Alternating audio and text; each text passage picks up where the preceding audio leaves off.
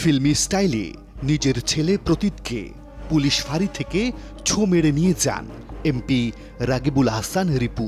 পুলিশের সামনেই যুবলীগ নেতাকে পেটান তার অনুসারীরা। বরগুনা শিল্পকলার সামনে জেলা ছাত্রলীগের দুপক্ষের নেতাকর্মীদের সংঘর্ষ থামাতে যায় পুলিশ। এ সময় তাদের ছোড়া ইটে পুলিশের গাড়ির গ্লাস ভেঙে যায়। পরে বরগুনা 1 আসনের সংসদ সদস্য অ্যাডভোকেট ধীরেন্দ্র দেবনাথ শম্ভুর সামনেই ছাত্রলীগ নেতাকর্মীদের লাঠিচার্জ করে পুলিশ। এ সময় পুলিশের ওপর ক্ষিপ্ত হয়ে যান স্থানীয় সংসদ সদস্য। একদিন পরই বদলি হয়ে যান পুলিশ কর্মকর্তা মহরম আলী। মাঠ পর্যায়ে যারা যে সমস্ত পুলিশ কর্মকর্তা বৃন্দ কাজ করেন তারা কিন্তু মাঠ পর্যায়ে এটা একটা ব্যাপক চ্যালেঞ্জের সম্মুখীন হন এবং বিশেষ করে রাজনৈতিক নেতৃবর্গ যারা আছে তাদের দ্বারা তারা মনে করে যে এই যে পলিটিক্যাল পাওয়ার হিসেবে আমি যা বলবো পুলিশ তাই শুনবে, এই পুলিশটা ভালো না, এই পুলিশ আমার কথা শুনে না, অতএব এখানে এই থানাতে অথবা জেলাতে তাকে রাখা যাবে না, তাকে ট্রান্সফার করে দিতে হবে।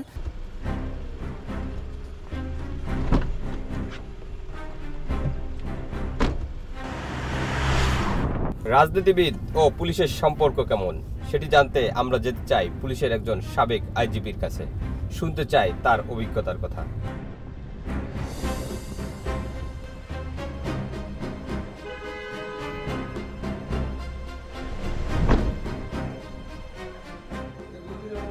AKM শহীদুল হক 2014 থেকে 2018 সালের জানুয়ারি পর্যন্ত পুলিশের আইজিপি হিসেবে দায়িত্ব পালন করেন তিনি।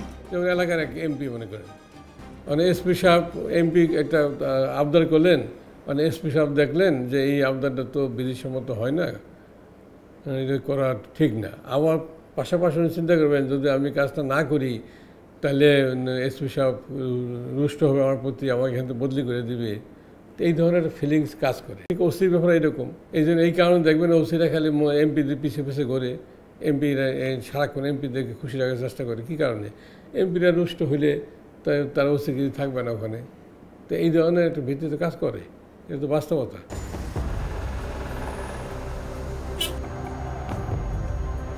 $2020 সালে বেনজির আহমেদ যখন পুলিশের আইজিপি ছিলেন তখন পুলিশ সদর দপ্তর একটি জরিপ করে, সেই জরিপের একটি কপি এখন আমার হাতে। সেখানেও দেখা যাচ্ছে পুলিশ সদস্যরাও রাজনৈতিক খোলস থেকে বের হয়ে আসতে চায়, এমনকি এখানে উঠে এসেছে পুলিশের হয়রানি বন্ধের বিষয়টিও।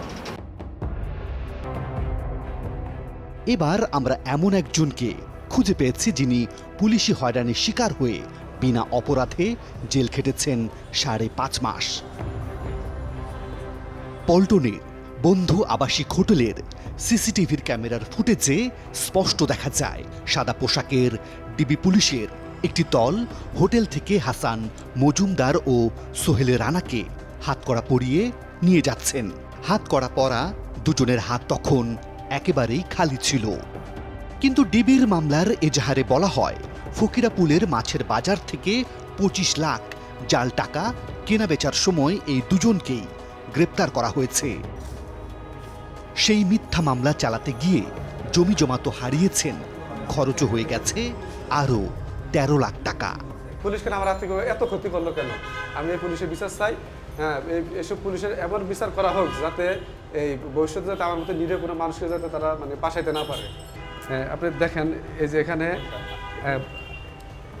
এই যে পুলিশের যে সদস্যরা, মোহন কুমার ডালি সহ একজন ইন্সপেক্টর, একজন এসআই, 5 জন এএসআই, 2 জন কনস্টেবল, এই 9 জনের বিরুদ্ধে ওদের বিরুদ্ধে বিভাগীয় ব্যবস্থা নিয়ে আইজিপি নির্দেশ দিয়েছে 3 মাসের মধ্যে ব্যবস্থা নেওয়ার আদালতকে জানাইতে বলছে। আদালতের নির্দেশ কেন আইজিপি অমান্য করলো? এটা তো আদালতকে অবমাননা করলো। ওটা যদি বাস্তবায়ন হতো তাহলে এই ধরনের ঘটনায় অনেকাংশে আমরা মুক্তি পেতে পারতাম। ইন্ডিপেন্ডেন্ট বডি থাকলে এটা পার পাওয়ার কোনো সুযোগই থাকতো না। তাহলে এবার সেই পুরনো আইন দেখে আসা যাক। 150 বছরের পুরনো আইনেই চলছে বাংলাদেশ পুলিশ। এরপরে যুগে যুগে ঠিক এভাবেই পুলিশের পোশাকে পরিবর্তন হলেও বদলায়নি আইন।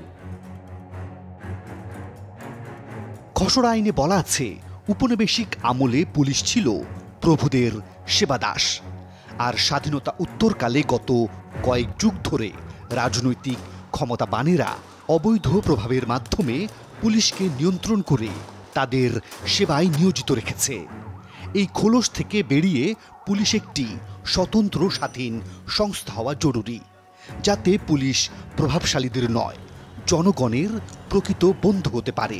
ইন্ডিপেন্ডেন্ট পুলিশ কমিশন জাপানে যেভাবে আছে সেরকম গঠনের এবং পুলিশ প্রধান, আমরা চিফ অফ পুলিশ নাম দিয়েছিলাম সম্ভবত, সেই চিফ অফ পুলিশ নিয়োগের ক্ষেত্রে 3টা নাম, এখন যেমন পাবলিক বিশ্ববিদ্যালয়ের উপাচার্য নিয়োগের ক্ষেত্রে যেমন 3টা নাম যায়, সেখান থেকে একজনকে, সেভাবে এটা ছিল যে একজনকে হঠাৎ করে না বানিয়ে 3টা নাম যাবে, সেখান থেকে হয়তো কমিশন রেকমেন্ডেশন দিবে যে কাকে যোগ্যতা, অভিজ্ঞতা, দক্ষতার ভিত্তিতে কাকে করা হবে, সেরকম কিছু প্রস্তাবনা ছিল আর কি।